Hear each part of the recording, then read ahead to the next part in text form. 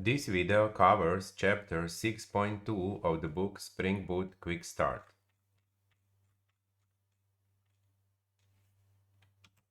This chapter shows how to serialize DDO into XML string.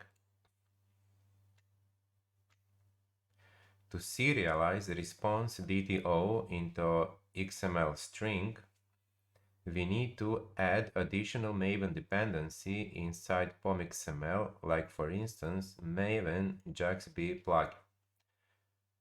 Additionally, our endpoint should return a response DDO, and response DDO class should be annotated with XML root element annotation. And our controller should also be annotated either with REST controller or as a controller, but in that case, endpoint should also be annotated with response body. This REST controller annotation tells Spring Framework that endpoints by default return data instead of a web page, while this annotation controller tells Spring Framework that endpoints by default return web page. So if we want an endpoint to return data and this endpoint is inside the controller annotated with controller annotation, then endpoint also needs to be annotated with response body annotation, which tells that endpoint actually returns data instead of its default behavior of returning a web page. When serializing response DDO into XML, you can use a following annotation. We have already covered the XML root element.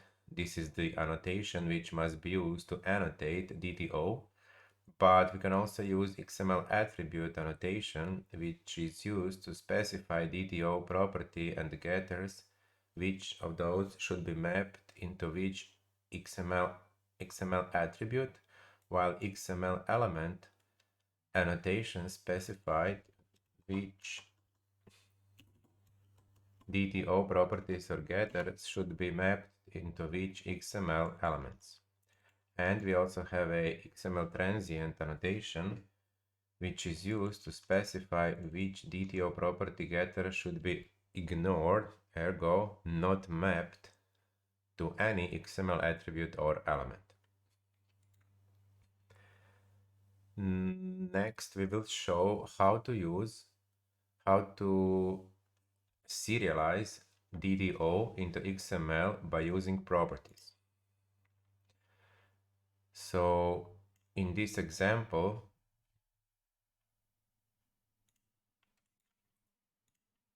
to do so, we need to define our DDO response DDO in a following way. It should have this XML root element annotation to tell the Spring Framework that serialization should be done by using XML, otherwise Spring Framework would serialize using JSON, which is a default option. So our DDO only has properties and it will be automatically serialized into returned XML string, which looks like this. So the name of the class will be used as the name of the root element, while the names of the properties will be used as the names of the element within. Now, in order for this automatic serialization from DDO into XML string to take place, our controller needs to be defined as follows. It needs to be annotated by using REST controller annotation, which tells Spring that all endpoints by default return data instead of web pages. Additionally, endpoint needs to return a DDO that we want to return. So now if we inside the endpoint create an instance of a DDO and then return that instance from the endpoint, Spring Framework will automatically serialize this DDO into this XML string, since we have said that we want serialization to be XML serialization by using this annotation, because without this annotation, the return DTO would be serialized by default into JSON string.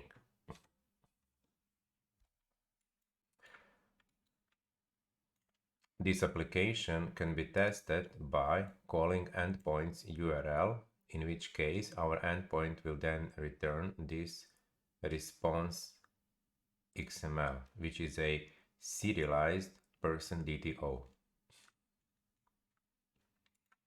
In the next example, we will show how to serialize DTO into XML string by using getters. So in this case, our DTO would still have properties, but beside properties, it will also have these additional getters.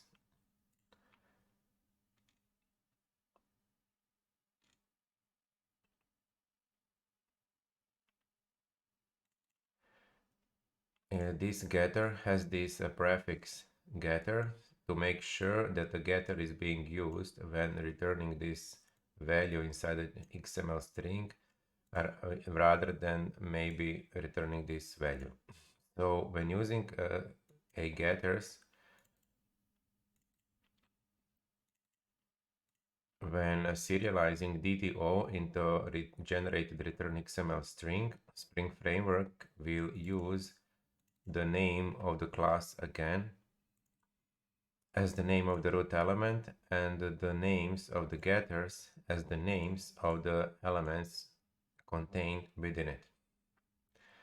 Now, in order for this serialization to take place, our controller needs to be annotated with REST-controller annotation, and the endpoint needs to return our DTO.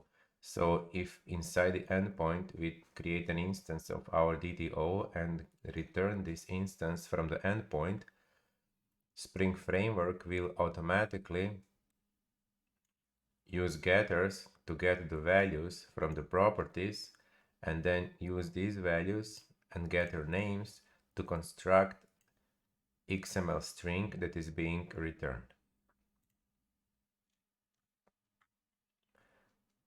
An additional note, so without this annotation, serialization would be done using JSON, which is a default option for Spring rather than XML.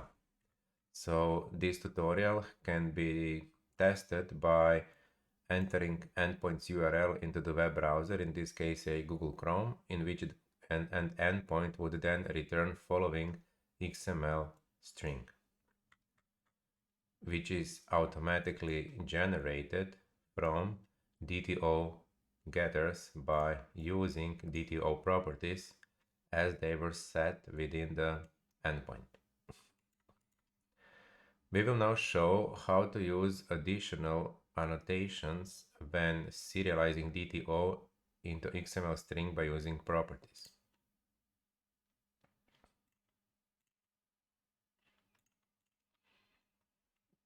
So here we can see these additional annotation which have a following meaning. This annotation says that this DTO property ID should be serialized into XML attribute with this name. In other words, the value of this DTO property will be used to create this XML attribute. And this annotation XML element says that DTO property name should be mapped into person name element. So during serialization, this is the person name element that will be created with the value of DTO name. And the last annotation, XML transient, says that age, DTO age property should not be serialized, or in other words, it should not be included in the resulting generated XML string.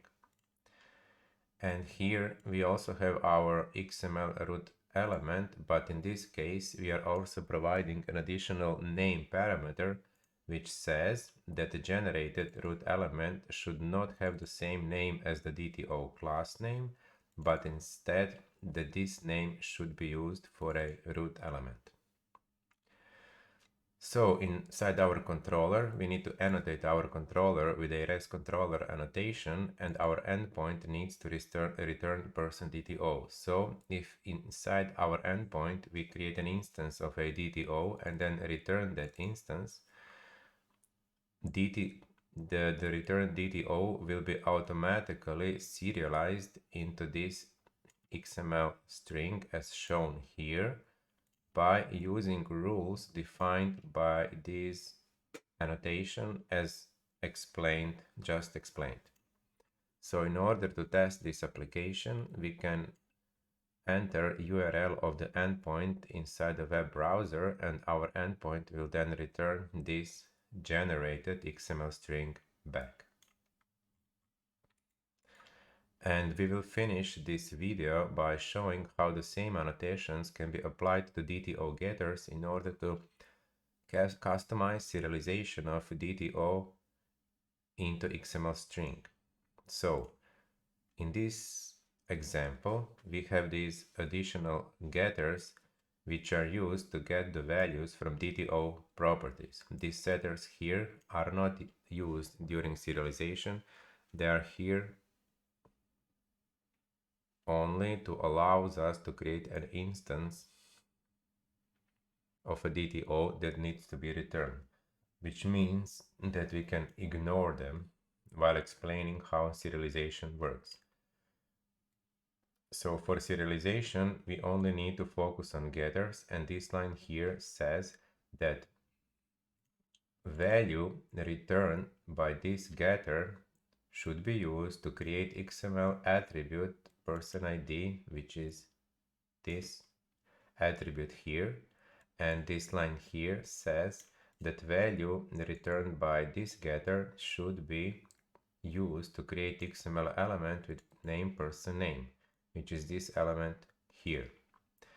And this line here uses XML transient annotation, which says that value returned from this getter should not be used to generate XML string, and therefore this XML string does not contain age property.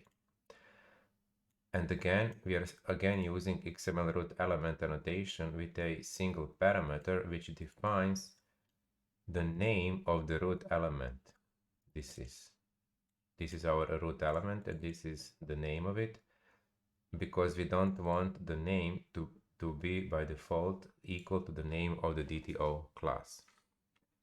So in our controller needs to be annotated with REST controller annotation, and our endpoint needs to return person DTO. Then, if inside our endpoint we create an instance of our DTO and return it, Spring Framework will automatically use returned DTO to generate XML string from it, from the values of its properties, by using rules defined by these annotations.